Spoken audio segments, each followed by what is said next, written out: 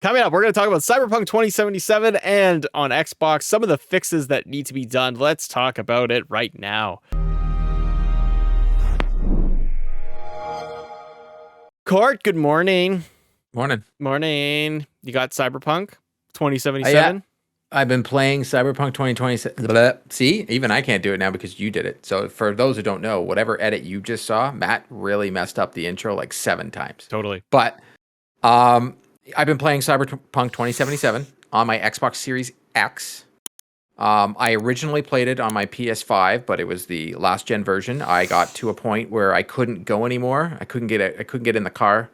It's just game-breaking bug. I couldn't get in the car, man. It wouldn't let me get into a car to do a mission. And that was very early on in the game. So I decided to just walk away from the game at the time. Yep. And then I said, well, you know what? I'm just going to wait until the next gen patch came up. I sold my copy on PS4. Oh, there you go. For $40. And then I bought it again for $10 just recently. I hate you. At the local source. I messaged Matt that day. He did not go purchase said game for $10. No, I did not purchase that. And then I just spent $40 getting it.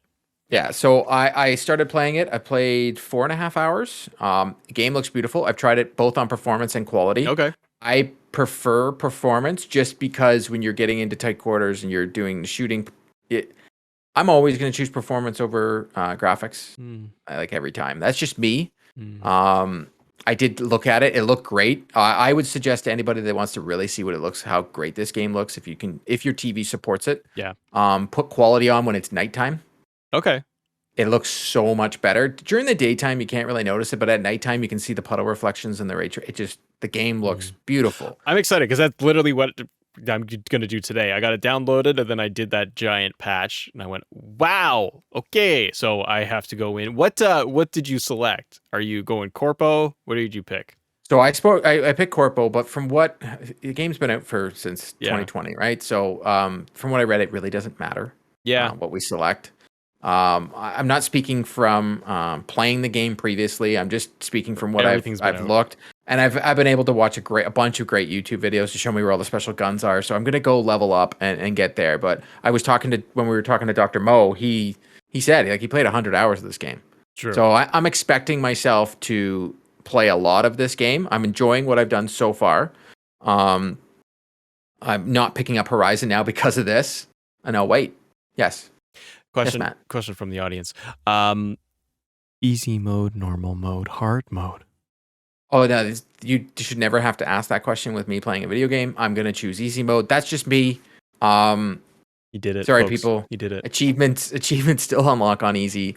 I only get like an hour, maybe 2 to play video games, if that in a day. You're running through this thing. We need to talk to after the show because I do want to talk about pew pew guns and locations and all of that. So just YouTube that. I will. Hey, we're on YouTube. Hey, if you want, I can start putting them up, but there's a lot of great ones out there that people have already done. So me stealing their thunder is a little bit much. So let's look at then it's making all the rounds right now, and I wanted to go through this little article here. Zachary Body has it up on Windows Central, and it is talking about, and this has been all over my Twitter timeline, talking about Xbox Series S specifically, the performance mode and frame rates and what CD Projekt Red is going to be doing with some of the issues that we're seeing right now.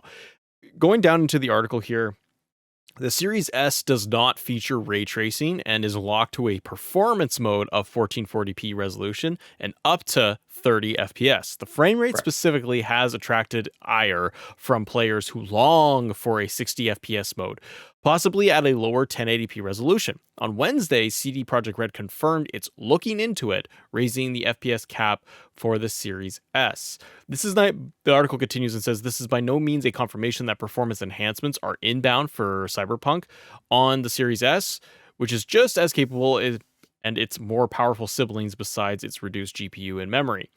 So they're looking into 60 FPS court. People were a little bit upset in their panties because they're getting 30 at 1440.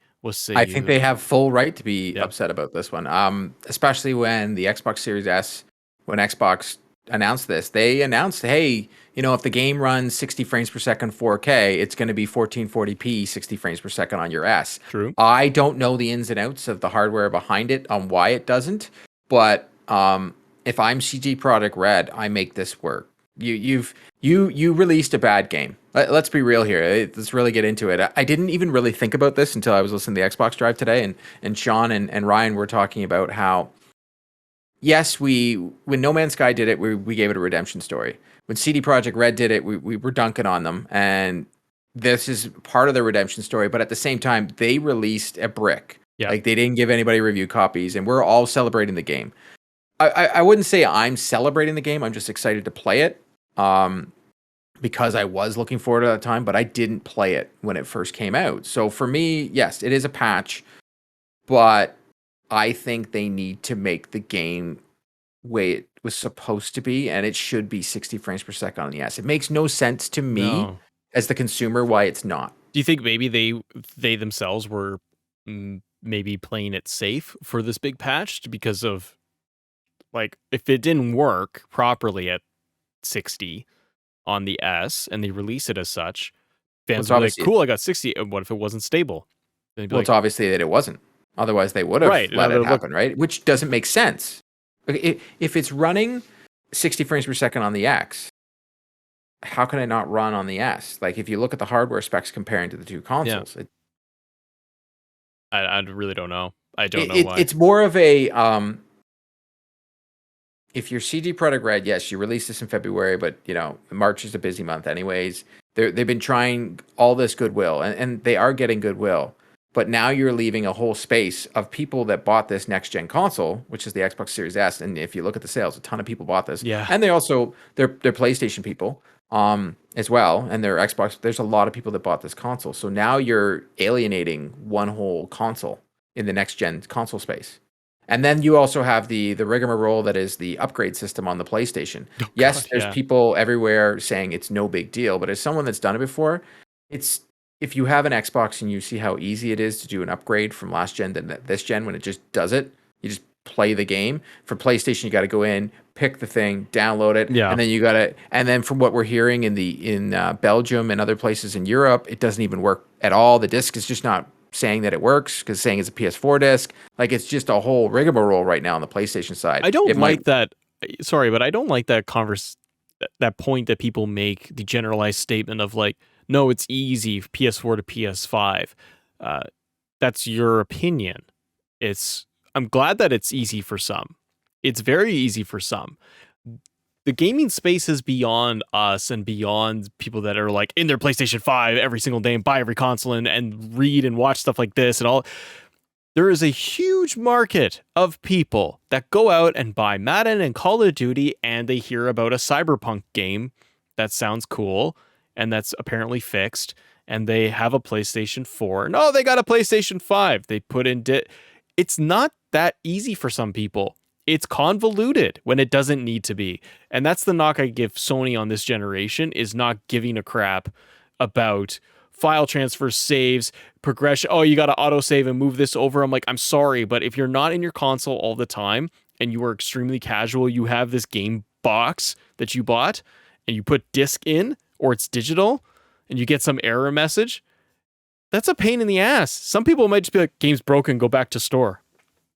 So for me, I don't think that they don't care, because otherwise they wouldn't have put backwards compat in at all. So that's my personal opinion on that one. But I do think when I look at the way it's set up and the architecture, they weren't planning when they first started making this console, was before how big backwards compatibility was working on Xbox. Yeah. So Yeah. I truly believe that they put this in after the fact, because they weren't going to release a new console and not let it have to play these games. So that's why I think it's convoluted, and that's why it's not working properly all the time. Like, that's not to say it doesn't work. For some games, it works great. Like, Yep. I had zero problems with Watch Dogs. I did find it weird that I had to download the PS4 version, then download the PS5 version, then delete the PS4 version. Yeah. But whatever, it still worked. It wasn't the most big of a deal. But to your point, that could be a big deal to others. It can be, and people have even I get messages sometimes of people being like, I got this game downloaded on my PlayStation 5. I have the PS4 version sitting there. Am I safe to delete the PS4 version now? And it's like, yes. But the fact that that's a question people have, and then they have to go out on Twitter or Google it and search it and all of that, I'm like, that's a pain in the ass when it doesn't need to be. And that's why on Xbox, I sit there and go, I put the disc in, it downloaded patch, and click play.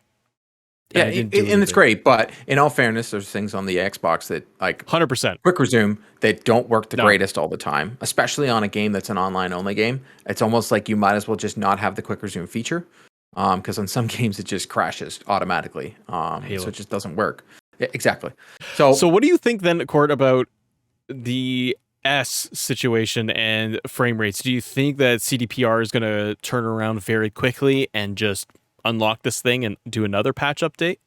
I want to double check. I thought I saw that there was a Xbox Series S Cyberpunk. I thought they released a statement that they were going to look into this, like literally yesterday at the As end. Court is looking for this, ladies and gentlemen, do us a favor and hit that like button, subscribe to the channel, Yes. youtube.com/xboxa, and Court is back with us now with the news. Court, So, back to you. according to Logan Plant at IGN, some Xbox Series X owners are unhappy with how Cyberpunk 2077 runs on consoles in the wake of yesterday's 1.5 patch. Even after the next gen upgrade, the Xbox Series X version of the Cyberpunk 2077 only performs at 30 frames per second, while the PlayStation 5 and Xbox Series X version can reach 60 frames per second. According to in a post on the CD Projekt Red forum, the developers said that they've heard the request for the improvement and are looking into the possible of implementing it. Yeah. However, Okay. CD Projekt Red says they are investigating our options, but don't know if it will be possible. So yes, it's exactly what you said. Okay. My bad. How dare you tease me like this? You think that they're Well, gonna it's just I don't think they should be saying they're looking into it. I think they should make this. I don't see how other games can make this work and they can't. yeah. From what I understand, I haven't had any bugs yet, but people are already reporting bugs. Really? I did have one where I know Jez Corden put out a tweet about the guy jumping out of the building and falling flat on the ground. When he did it with me, as soon as he hits the building, he flickers and disappears. So like, Yeah. I'm already getting bugs. Couple hours into it. But if this was what the game looked like when it released, then people wouldn't be complaining as much. And I think people have a right to complain because it seems to be the norm. And I think that needs to change. The new Battlefield, broken. Like, should not have released. Cyberpunk, when it released, broken. Should not have released. Dying Light 2. People are even saying they're enjoying it, but at the same time, people are treating every game like it's a Bethesda game. When Bethesda game broke, we knew it was the engine, and we knew it wasn't the developers, and there was nothing that could happen. And they're going to change those engines. But when this is happening with everybody, it's like they're just releasing the game and going, whoops, we'll give you a patch because we know you're going to be okay with Here's it. your 60 gig patch. Don't worry. And you're like, and give us 3 months. And this is a second 3 months. Cyberpunk released in 2020. Yeah, in this case, yes. And Cyberpunk specifically, it is your second chance. And I think a lot of players in general are like, okay, like I'm ready to put you in to download you or buy you for $40, and I want to give this a real shot for you because there's good there, and you want to be able to play the game and have a better experience if it's your second time or even the first time, like you. These things of like, just get it out there, just release the thing, and it not be ready or not. And I don't expect games to be perfect 10 out of 10. It's just a lot of the stuff can be just easily avoided, it seems, like a Battlefield, where it's like, just don't. You put out a demo if you really wanted to. Put out a 5-hour put out the prologue for Cyberpunk initially. If you knew that little thing, you could make it like really, really good and locked and stable, do that last year and be like, here's a 5-hour demo of this thing. And then give players and move their saves over this year, and boom, you've got a much better experience, and players are ready for more. You could have done a lot of different things. We don't have to get into the issues of CDPR because it was a PR nightmare. Boom shakalaka. See that? See what I did there? So, let us know in the comments. Are you going to play it? Are you still got a sour taste in your mouth from the original release? Did you buy it originally and then never touch it? Let us know. See ya!